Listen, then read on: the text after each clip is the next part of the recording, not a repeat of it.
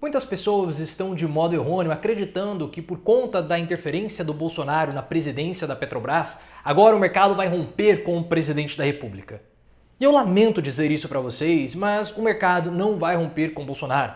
Porque o mercado só vai romper caso o presidente faça algum tipo de mudança fiscal mais abrupta, como furar o teto de gastos. Na verdade, o mercado está muito satisfeito com o presidente Bolsonaro e não se sente traído pelo presidente, muito pelo contrário. E eu arrisco a dizer para você que essa intervenção que o Bolsonaro cometeu na Petrobras foi ótima para o mercado. E muitas pessoas, na verdade, estão adorando, porque agora começa toda essa celeuma, pode intervir, não pode intervir, qual que é o limite do humor do presidente da República. Então, já que a gente não sabe isso, então para não desagradar absolutamente nada, o que nós temos que fazer com Petrobras, Eletrobras e todas as outras Brás? Privatizar. Então você tem uma retomada das conversas sobre privatização da Petro, privatização da Eletrobras e todas as outras estatais, o que para o mercado é ótimo. Então toda essa interferência do Bolsonaro acabou, claro, sendo festejada por uma parcela do mercado, pelo menos uma parcela do mercado que pensa no médio prazo, porque você reacende essa conversa de privatizações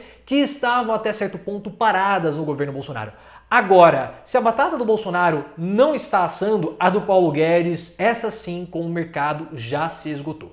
O mercado está terrivelmente insatisfeito com o Paulo Guedes e eu vou ler para vocês uma reportagem de hoje e vocês vão entender melhor isso. Mas antes, clique no botão de gostei, deixe seu like, 500 likes em menos de uma hora é o nosso objetivo com esse vídeo. Mas deixa eu ler para vocês o que o Paulo Guedes falou e o que o mercado está dizendo sobre o Bolsonaro. Coluna da Thaís Oyama.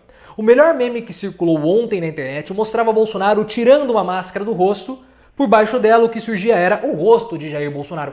Ou seja, não houve nenhum tipo de estelionato eleitoral, porque todo mundo já sabia que o Bolsonaro era assim, que ele era tosco, que ele era esse presidente que acabou se revelando o mesmo.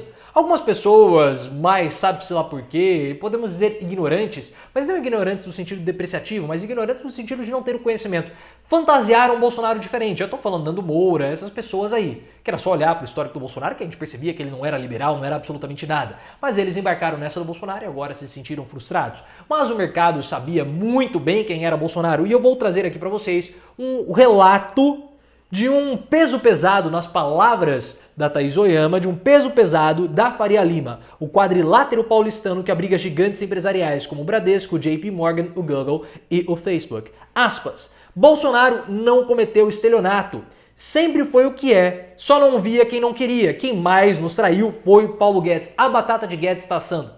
Porque o Paulo Guedes não é um grande economista, nunca foi. Tiraram aí também numa ideia, numa noite muito louca, alucinante do verão, que o Paulo Guedes era um grande economista. Nunca foi, não sabe fazer um cálculo econométrico, ele não sabe fazer um derivado, Paulo Guedes. Não sabe fazer nada. Ele não sabe, devia faltar em aula, devia ficar bebendo na época de faculdade. Ele é um bom investidor, e isso nós não podemos negar. Agora, como economista, um péssimo economista, péssimo, não deve saber o que é o problema econômico fundamental. A única coisa que o Paulo Guedes sabe fazer é ser boneco de posto mesmo e ficar balançando as mãozinhas. Toda hora ele fica falando crescimento em V, crescimento em W, aquelas bobagens que o Paulo Guedes fala, que a gente está cansado de ouvir. Você escuta o Paulo Guedes falando, te dá um certo asco. Porque você fala assim, nossa, como esse cara é mentiroso, como que ele consegue acreditar nas próprias palavras? É mais horrível ouvir o Paulo Guedes falando do que o Dudu Bananinha. Porque o Dudu Bananinha, você fala, você tem uma vergonha alheia. Né? Nossa, não, mas que cara...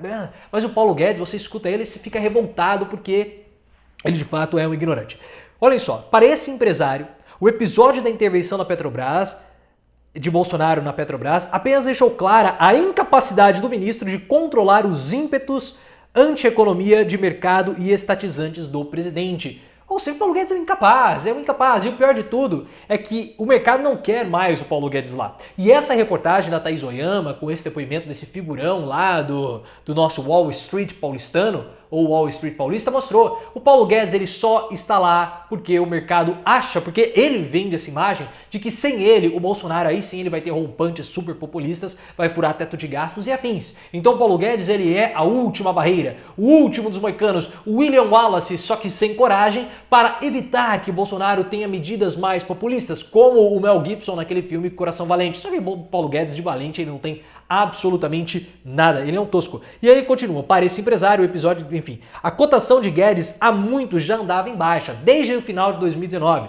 O Paulo Guedes, com toda aquela história, aquelas mãozinhas dele, que vai gerar trilhões de empregos, não sei de onde que ele está tirando esse número, né? Vão gerar milhares, milhões de empregos. Ele vai falar um dia trilhões de empregos. Nós vamos ter que importar pessoas de Marte, por isso que nós estamos fazendo viagens e pesquisas em Marte, porque o Paulo Guedes vai gerar tanto emprego que somente a NASA trazendo lá o pessoal, o Ajax da Liga da Justiça para o Brasil para ter empregos. O Ajax é o marciano lá, o caçador de Marte da Liga da Justiça, porque vai faltar mão de obra. Então tragam aí extraterrestres para marcianos, venusianos, jupiterianos ou de outras galáxias, porque o Guedes vai gerar tanto emprego no Brasil que vai faltar mão de obra. Ciente disso, o próprio ministro fazia questão de repetir uma frase de efeito a todo empresário que sinalizasse impaciência diante da sua nunca cumprida agenda liberal.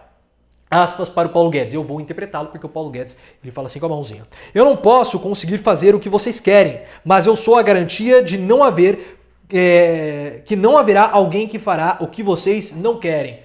Você não é garantia de absolutamente nada. E concluía desafiador. Eu sou o pau da barraca, então nós vamos chutar logo o pau da barraca e jogar você para longe, Guedes, porque você é um péssimo ministro. Um péssimo ministro, não quer dar auxílio emergencial, não pensa em nada, é um preguiçoso. É outro, come e dorme também, dá pra ver pelo tamanho da sua bochecha, tá acumulando gordura na sua bochecha de tanto que você não trabalha. Tiraram lá uma foto dele fazendo um jogging na praia, por isso que ele tem menos peso que o Eduardo Pazuello. Porque o Eduardo Pazuello, ele não trabalha, ele só dorme e ronca. O Guedes, pelo menos, ele faz exercício, ele fica comendo sem trabalhar também, mas pelo menos ele fica passeando lá na orla do Rio de Janeiro, por isso que ele não tem o mesmo peso do Eduardo Pazuello. Paulo Guedes continuará sendo o pau de barraca e a Petrobras continuará de pé. A estatal, que nem a corrupção do petrolão nos governos petistas conseguiu quebrar, não é apenas uma das maiores petroleiras do mundo, como ostenta o mais rápido ritmo de expansão do setor. No pré-mercado de Nova York, as ações da empresa amanheceram em alta de 4%. Primeiro, deixa eu explicar aqui para a Thaís Oyama, porque às vezes ela fica pensando muito na Venezuela e não faz a pergunta certa para o Ciro Gomes, como ela fez no Roda Viva. Não foi a corrupção do PT que quebrou a Petrobras, e não é corrupção nenhuma que quebra uma empresa do tamanho da Petrobras. Não é assim, a corrupção da Petrobras foi em torno ali de 3, 4%, algo que você colocar tá dentro até do orçamento. Ah, você está querendo relativizar a corrupção? Não estou relativizando a corrupção, estou dimensionando a corrupção. A Petro é uma empresa. Ela tem um monopólio, ela compra tudo, ela importa todo o petróleo, só tem um único comprador, é uma empresa forte, uma empresa poderosa, tanto que já recuperou o valor de mercado e agora cresceu muito mais. Ah, subiu 4%. Ela subiu no dia de hoje porque ontem teve uma queda muito forte, e toda vez que tem uma queda forte ou uma alta forte, o mercado tende a se reajustar. Então, num dia anterior que tem uma alta forte, há uma queda. E num dia anterior que há a forte queda, há uma alta. Normal isso. Corrupção não quebra a Petro. O que quebrou a Petro, entre aspas, foi que a Dilma Rousseff, utilizando a Petro, eu ia falar Petrobras, né? Quase que eu falo errado. A Petrobras, para controlar o valor da inflação e não deixar a inflação explodir no nosso país por volta ali de 2013, 2014, uma medida eleitoral, podemos até questionar isso, a Petrobras importava o combustível a R$1, por exemplo, e repassava para os postos a 80 centavos. Então toda a operação de venda que a Petrobras fazia, ela tinha prejuízo. É claro que não há empresa alguma que consegue se sustentar dessa forma. Então vamos ser transparentes com a população, vamos ser transparentes com esse assunto para não passar ainda mais desinformação. E aí a Thaís Oyama, ela fala muito bem, governos passam e a Petrobras fica. Mas se alguma coisa morreu no coração dos habitantes da Faria Lima, nessa semana foi a esperança de assistir à aprovação das reformas, vista como condição essencial para a queda dos juros, o alívio no câmbio e a melhora no ambiente de negócios e a retomada do crescimento da economia. Tudo mentira isso, tá? Agora tudo isso ficou para 2023, diz um deles. Paulo Guedes continuará a ser o pau de barraca e a Petrobras continuará de pé, mas ao menos até 2022 muita coisa precisará mas ao menos até 2022, muita coisa perecerá na grama em que Bolsonaro pisa, ou a grama que Bolsonaro come. Mas é claro que Thaís Oyama não iria falar isso, porque ela é uma jornalista muito educada. E há uma outra reportagem sobre Paulo Guedes, da Carla Araújo. Bolsonaro reclama de ritmo da equipe de Guedes e ameaça mais demissões.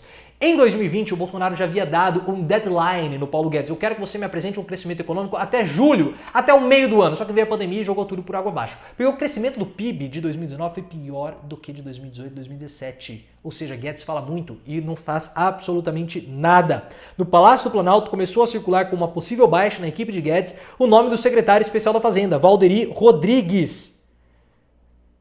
Pessoal, a situação está difícil. Em setembro do ano passado, Bolsonaro chegou a dar cartão vermelho quando o secretário anunciou propostas que previam restrições em benefícios sociais. Aí ele conseguiu reverter a situação. Agora, segundo os auxiliares do presidente, a irritação de Bolsonaro está na demora da equipe econômica em apresentar soluções para as promessas do presidente, como zerar o imposto federal sobre o diesel. Até mesmo a conta sobre o valor final do auxílio emergencial não consegue ser fechada, porque Guedes é um incompetente e também porque Bolsonaro quer umas coisas que não fazem um mínimo sentido. Mas enfim, nós vamos continuar vendo essa fritura do Paulo Guedes. Guedes, posso ser assim, sincero com você? Tô até arrumando meu sapato que está aqui, ele saiu do meu pé nesses meus roupantes. Guedes, tenha coragem. Tenha dignidade. A gente sabe que aparentemente você não tem, mas tenha um pouco de dignidade e peça demissão. Seja digno, peça demissão. Você está sendo humilhado diariamente, você tem dinheiro, pega esse dinheiro, vai para Paris, vai para qualquer lugar. Agora, ser humilhado diariamente pelo Bolsonaro, tenha vergonha na cara, saia do governo. Se você gostou, clique no gostei, ative as notificações e me siga no Twitter, @profleoficial.